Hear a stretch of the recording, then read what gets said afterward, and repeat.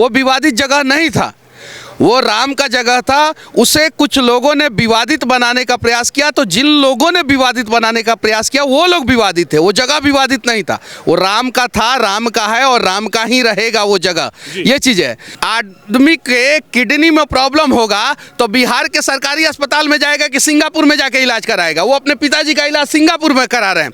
जरा बताइए, गरीब मुसलमान, गरीब यादव, गरीब ब्राह्मण, गरीब पासवान, गरीब राजपूत क्या अपने बच्चे का इलाज जो है सिंगापुर में जाके करा पाएगा क्या? मुझे देशद्रोही बनाया गया था, एनएसए लगा दिया गया था। मैं राम भक्त हूँ, मैं देश से प्यार करता हूँ, मैं राष्ट्रवादी हूँ, लेकिन मेरे ऊपर एनएसए लगा दिया गया था, कोर्ट ने खारिज कर दिया। आप आए अयोध्या, अभी हाल फिलहाल में ही आप जेल से बाहर आए हैं। अगर मैं जानूं अयोध्या को लेकर आपने जो देखा यहाँ पर, क्योंकि आप कई क्षेत्रों में घूमे हैं, कई जगहों पर घूमे हैं, अयोध्या के विकास को आप कैसे देखते हैं? देखिए, राम मंदिर का विरोध करने वाले लोगों को मैं कह देना चाहता हूं कि एक बार आप अयोध्या आइए और अयोध्या के डेवलपमेंट को देखिए कि किस प्रकार से ये एक पुराना शहर जिसको विक्रमादित्य ने बसाया था, और लगभग 7000 मंदिर जो है इस अयोध्या शहर में विक्रमादित्य ने बनाया था, चक्रवर्ती सम्राट। उसके बाद से जो है इस अयोध्या शहर पे अनेकों आक्रमणकारियों ने आक्रमण किया, अयोध्या शहर को बर्बाद करने का प्रयास किया। यहाँ पे जो राम मंदिर हुआ करता था, राम मंदिर, उसको जो है तोड़ दिया गया और वहाँ पे जो है मस्जिद बना दिया गया। सबको ये बात की जानकारी है, इतिहास के पन्ने अगर उठा के देखेंगे तो इसकी जानकारी आपको मिलेगी। अयोध्या का नाम बदल के फैजाबाद कर दिया गया, जहाँ पे राम का जन्म हुआ उसका नाम बदल दिया गया। किस प्रकार से षड्यंत्र मुगलों ने किया, उसके बाद से अंग्रेजों ने हमें किस प्रकार से तोड़ दिया। उसके बाद से भारत आज़ाद हुआ 15 अगस्त को रात के 12 बजे। उसके बाद से आज़ादी के बाद से जो है अंग्रेज चले गए, लेकिन अपने कुछ लोगों को छोड़ दिए थे यहाँ पे। उन लोगों ने कैसे जो है भारत को तोड़ के रखा, और अयोध्या के प्रति उन लोगों का सोच क्या था सबको पता है। अयोध्या में मंदिर के तरफ अगर वो लोग नहीं देखना चाहते थे तो अयोध्या में एयरपोर्ट बनाने से किसने रोका था? अयोध्या की सड़कों को चौड़ा करने से किसने रोका था? वो विवादित जगह नहीं था, वो राम का जगह था। उसे कुछ लोगों ने विवादित बनाने का प्रयास किया, तो जिन लोगों ने विवादित बनाने का प्रयास किया वो लोग विवादित थे, वो जगह विवादित नहीं था। वो राम का था, राम का है और राम का ही रहेगा वो जगह। ये चीज़ है। ये है कि आपने जैसे कहा कि एयरपोर्ट बनाने से किसने रोका, स्टेशन बनाने से किसने रोका, मेरा भी सवाल यही है। आप यहाँ पर आए हैं, मैं आपको देखता रहता हूँ सोशल मीडिया पर, आपकी बड़ी फैन फॉलोइंग है। आप कहीं भी जाते हैं तो उस क्षेत्र का विकास भी दिखाते हैं, आप उस क्षेत्र की कमियाँ भी दिखाते हैं, लेकिन सवाल यही है कि विकास को किसने रोका था? देखिए, अभी अयोध्या का जो सरयू का मेन घाट है, मेन घाट से अभी हम लोग बहुत दूर हैं, और ये घाट को कितना प्रॉपर तरीके से बनाया गया दिखाइए। देखिए, इस पे बाढ़ भी आएगा या कुछ भी आएगा तो इस घाट को कुछ नहीं होने वाला है, कुछ नहीं होने वाला है। कितना भी लोग आ जाए कुछ नहीं होने वाला है। पटना में जाके इस प्रकार का कोई भी साफ सुथरा घाट आप दिखा दीजिए, कोई भी घाट। पटना में गंगा नदी है ना, गंगा पावन नदी है, वहाँ पे जाके एक भी घाट जो है इतना साफ सुथरा, इतना सिस्टमेटिक ढंग से, एक भी घाट पे जो है ये 3-3 हेलीपैड जो है दिखा दीजिए। एक भी घाट पे जो है इतना बढ़िया तरीके से प्लांटेशन, ट्री प्लांटेशन दिखा दीजिए। एक भी घाट पे जो है सीसीटीवी कैमरा दिखा दीजिए। एक भी घाट पे अच्छे ढंग से लाइट लगा हुआ है, लेकिन एक भी घाट पे अच्छे ढंग से लाइट दिखा दीजिए। और देखिए, जहाँ तक नजर जाएगा वहाँ तक यहाँ पे सफाई दिखेगा। कहीं कोई जो है गंदगी फैलाने का प्रयास भी करेगा तो अयोध्या म्युनिसिपल जो है उसे साफ करता है। तो इस पे क्यों नहीं बात करते हैं? इस विकास पे लोग क्यों नहीं बात कर रहे हैं? जरा सोचिए। नहीं, आपने कहा कि गंगा है, और वहाँ पर सबसे ज़्यादा जो छठ पर्व मनाया जाता है वो बिहार से मनाया जाता है। अगर वहाँ पे एकदम फिक्स घाट बना दिया जाएगा ना तो इन लोगों का रोजी रोटी नहीं चलेगा। हर साल जो है करोड़ों नहीं अरबों रुपया जो है छठ के नाम पे जो है ये लोग डकार जाते हैं। जितना पैसा ये लोग 5 साल में डकार जाते हैं, उसके आधे पैसे में जो है ना गंगा नदी के दोनों किनारे पटना में घाट परमानेंट, इससे मजबूत, इससे बढ़िया बन सकता है, लेकिन वो लोग बनाने का प्रयास नहीं करेंगे। अभी देखिए, यहाँ पे सड़कें चौड़ी हो गई है, देखिए कितना कमाल का सड़कें दिख रहा है। देखिए, पट्टी भी जो है वो एकदम प्रॉपर तरीके से पट्टी है, और पूरा अयोध्या स्वच्छ हो गया है। इंटरनेशनल एयरपोर्ट बन गया है, 1000 ट्रेनें चल रही है। इस विकास को कोई जो है विपक्ष वाले जो लोग हैं वो पचा नहीं पा रहे हैं।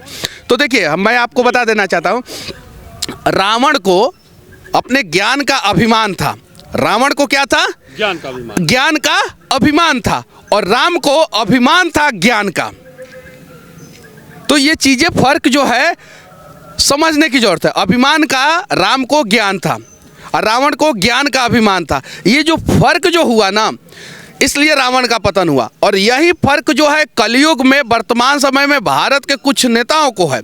कुछ नेता को अभिमान का ज्ञान है, कुछ नेता को धर्म का ज्ञान है, और वो लोग अयोध्या जैसे शहर का विकास कर रहे हैं, धार्मिक स्थलों का विकास कर रहे हैं। लेकिन कुछ नेता को अपने ज्ञान का ही अभिमान है। कुछ नेता को जो है अपने लगता है कि मेरे पूर्वज जो है वो नाना जी जो है प्रधानमंत्री थे, दादी जो है वो प्रधानमंत्री थे, पिताजी जो है प्रधानमंत्री थे, तो उनको अभिमान हो गया अपने शक्ति का। तो ऐसे लोगों का तो पतन होगा ही होगा। आपने विकास की बात करी, आपने सड़कों की बात करी, लेकिन आप ही के उप मुख्यमंत्री हैं तेजस्वी यादव, वो कह रहे हैं कि राम मंदिर बनाने से कौन से पेट में रोटी मिलेगी। यहाँ पर तो चढ़ावा चढ़ा के मैं बताता हूँ। उन्होंने कहा था कि मेडल लाओ नौकरी पाओ। अभी मैनुल हक स्टेडियम में जो है रणजी मैच हुआ था, वो मैच का स्थिति ये था कि बिहार का 2 टीम चला गया। स्टेडियम की स्थिति ऐसी थी कि ऑस्ट्रेलिया के अखबार में बिहार के स्टेडियम के बारे में छपा हुआ था, ऑस्ट्रेलिया के अखबार में। इतनी गंदी स्थिति थी और इतना फजीहत होने के बाद बिहार का वो बोल रहे हैं कि अब स्टेडियम बनाएंगे। पहले बनवा दिए होते। उन्होंने अस्पताल का बात किया कि बोला कि आदमी को चोट लगेगा तो अस्पताल जाएगा कि मंदिर जाएगा। आदमी के किडनी में प्रॉब्लम होगा तो बिहार के सरकारी अस्पताल में जाएगा कि सिंगापुर में जाके इलाज कराएगा। वो अपने पिताजी का इलाज सिंगापुर में करा रहे हैं। जरा बताइए, गरीब मुसलमान, गरीब यादव, गरीब ब्राह्मण, गरीब पासवान, गरीब राजपूत क्या अपने बच्चे का इलाज जो है सिंगापुर में जाके करा पाएगा? क्या करा पाएगा? नहीं करा पाएगा। लेकिन वो जो मुख्यमंत्री थे, उनकी पत्नी मुख्यमंत्री थी, ये वर्तमान समय में उप मुख्यमंत्री हैं और स्वास्थ्य मंत्री खुद हैं और पिताजी का इलाज सिंगापुर में करा रहे हैं। यानी इनको अपने ही विकास पे, अपने ही बिहार के डॉक्टरों पे, अपने ही बिहार के सरकारी अस्पताल पे भरोसा नहीं है। तो जिस व्यक्ति को खुद के विकास पे, खुद के डॉक्टर पे, खुद के अस्पताल पे भरोसा नहीं है, वो राम मंदिर पे सवाल करेगा, वो मंदिर पे सवाल करेगा। और उसके सवाल पे हम लोग क्या बोलेंगे? कुछ नहीं। उन लोगों को जो है बस ज्ञान नहीं है, तभी जो है ये सब सवाल कर रहे हैं। आप अयोध्या नगरी में आए, लेकिन 22 तारीख के लिए निमंत्रण दिए, वादी के अखिलेश यादव जी को निमंत्रण दिया गया। उन्होंने कहा कि जो मुझे निमंत्रण देकर गए आलोक जी, मैं उनको पहचानता नहीं हूं, उनसे मेरा कोई मतलब नहीं है, तो मैं निमंत्रण क्यों स्वीकार करूं। सोनिया गांधी, मल्लिकार्जुन खड़गे, तमाम लोग कह रहे हैं कि ये भारतीय जनता पार्टी का इवेंट है 2024 चुनाव का, हम इसमें क्यों जाए। जरा सोचिए, यही मैं बोल रहा हूँ ना कि इन लोगों को अपने ज्ञान का अभिमान हो गया है। क्या हो गया है? ज्ञान का अभिमान, कि हम बहुत बड़ा ज्ञानी हैं, बहुत बड़ा। जरा सोचिए, राम मंदिर बन रहा है, ये किसी पार्टी का इवेंट है?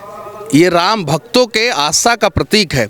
इसे तो इवेंट जो है ये विपक्ष वाले लोग बना दे रहे हैं, बोल बोल के। जरा सोचिए, जो अयोध्या में सिर्फ 5000 लोगों को रोजगार मिला था, सिर्फ 5000 लोगों को, कागज कलम से आप नोट कर सकते हैं, पूरा डिटेल्स हम लोग दे सकते हैं, सिर्फ 5000 लोगों को। अभी अयोध्या सिर्फ और सिर्फ 25 से 30% बनी हुई है सिर्फ, और यहाँ पे 5 लाख लोगों को प्रत्यक्ष और अप्रत्यक्ष रूप से रोजगार मिला हुआ। अयोध्या के किसी भी कोने में चले जाइए, वहाँ से 100 मीटर की दूरी पे आपको 3 मंदिर मिलता है। अयोध्या के किसी भी कोने में आप चले जाइए, खड़े हो जाइए, वहाँ पे 100 मीटर की दूरी पे 100 लोगों को रोजगार जरूर मिला है। अभी इधर देखिए प्लास्टर वाले प्लास्टर कर रहे हैं, देख सकते हैं। यहाँ पे नदी के किनारे जो है प्लास्टर हो रहा है, उन लोगों को रोजगार मिला है। ये जो बना है यहाँ पे रोजगार मिला, सड़कें बनी है, एयरपोर्ट बना, हवाई ये हेलीपैड बना, सब रोजगार मिला हुआ। ये सारी चीज़ें जो है उन लोगों को नहीं दिख रहा है, नहीं पचा पा रहे हैं, इसलिए बोल रहे हैं कि ये बीजेपी का इवेंट है, बीजेपी का इवेंट है, हम नहीं जाएंगे। क्योंकि अगर अखिलेश यादव जी आएंगे यहाँ पे तो उनसे मीडिया सवाल करेगा कि अयोध्या का विकास आपने क्यों नहीं किया। अगर राहुल गांधी जी आएंगे तो उनसे मीडिया सवाल करेगा कि अयोध्या के प्रति आपके पार्टी का बेरुखी क्यों था। अगर मल्लिकार्जुन खड़गे आएंगे, उनसे राम पे सवाल होगा। और ये लोग अस्तित्व को नकारना चाहते हैं, ये लोग जो है इस चीज़ों को गलत दिखाना चाहते हैं, इसलिए डर के मारे नहीं आ रहे हैं। लेकिन सवाल यह है कि आखिर क्या है? आपको लगता है कि भारतीय जनता पार्टी चुनाव 2024 का हार रही थी, इसलिए सब कुछ हो रहा है जिस तरीके से विपक्ष कह रहा है? क्योंकि इधर समाजवादी पार्टी कह रही है कि हम धर्म की राजनीति नहीं करते हैं, हम अगला पिछड़ा दलित को जोड़ने का काम करेंगे। तो फिर टोपी पहन के काहे जाते हैं ये थी इफ्तार पार्टी में? क्यों जाते हैं? क्यों जाते हैं बताइए? अखलाक जो है, जिसके फ्रिज में जो है विवादित मांस पकड़ा गया था, उसके लिए आंसू क्यों बहाते हैं? अफजल गुरु हम शर्मिंदा हैं, तेरे कातिल जिंदा है, ऐसे के नारा क्यों लगाते हैं? क्यों शाहरुख खान को जो है आप लोग किंग खान बनाते हैं और कलाम को जो है किंग नहीं मानते हैं? क्यों ये लोग करते हैं? ये जो विपक्ष है कहीं नहीं तो कहीं। अच्छा ये बताइए, पाकिस्तान में जब पाकिस्तान आज़ाद हुआ तो उस समय लगभग 3 करोड़ हिंदू वहाँ पे थे पाकिस्तान में, और भारत में 6 करोड़ मुसलमान। भारत में जो 6 करोड़ मुसलमान थे उनकी संख्या जो है वर्तमान समय में 30 करोड़ के आसपास हो गई। पाकिस्तान में जो 3 करोड़ हिंदू थे उनकी संख्या जो है आज 3 लाख भी नहीं है। सिर्फ ये सवाल कर देने से क्या दिक्कत है? हम सऊदी अरबिया को मानते हैं कि वहाँ पे मक्का मदीना है और सऊदी अरबिया में एक भी आतंकवादी नहीं है। ये बात सत्य है, अटल सत्य है। सऊदीया के लोग अच्छे हैं, सऊदी अरबिया के यूएई के लोग अच्छे हैं, बहुत अच्छे हैं। तो अच्छा को अच्छा कहने में क्या दिक्कत है? मक्का मदीना है, इसके वजह से सऊदीया का विकास हुआ, ये बात अटल सत्य है। वेटिकन सिटी में एक चर्च है, इसके वजह से वेटिकन सिटी का विकास हुआ, ये बात अटल सत्य है। राम मंदिर है अयोध्या में, इसके वजह से अयोध्या का विकास हुआ, ये बात कहने में क्या हम सांप्रदायिक हो जाएंगे? जरा बताइए। तो ये सच्चाई है। आप जो है सिर्फ और सिर्फ एक पहलू देखना चाहते हैं, दूसरा पहलू नहीं देखना चाहते हैं। और आज डिजिटल ज़माना है, डिजिटल मीडिया है, वो दूसरा पहलू दिखाते रहेगा।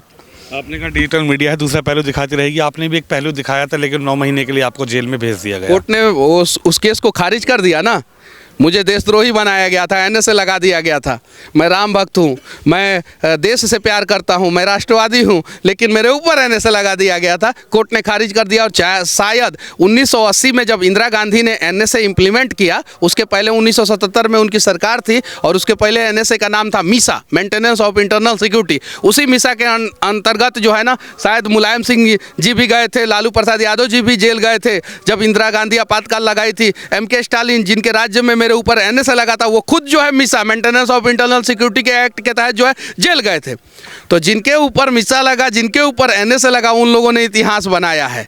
और छोटा मोटा इतिहास तो मैं अपना खुद बना ही लूँगा। और 7 महीने के अंदर कोर्ट ने एनएसए खारिज किया। आप उठा के देख लीजिए, किसी के ऊपर से 7 महीने के अंदर एनएसए नहीं खारिज हुआ, क्योंकि कोर्ट को भी पता था कि इसके ऊपर गलत तरीके से एनएसए लगाया गया है।